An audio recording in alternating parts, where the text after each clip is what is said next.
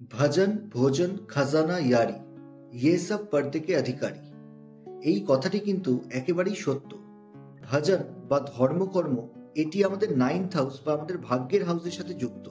তো ভজন বা ধর্মকর্ম এটি আমরা যত একান্তে করব, আমরা আমাদের ভাগ্যের সাপোর্টও কিন্তু তত বেশি পাব।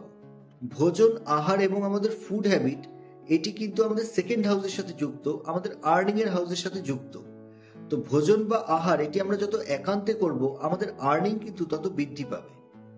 খাজানা বা অ্যাসেট আমাদের 11th হাউসের সাথে যুক্ত, অর্থাৎ আমাদের যত ব্যাংক ব্যালেন্স বা আমাদের যেগুলো অ্যাসেট রয়েছে এগুলো আমরা যত শো অফ কম করব, আমরা যত এটা একান্তে বা গোপনে রাখবো, তত আমাদের লাভ কিন্তু দিনে দিনে বৃদ্ধি পাবে।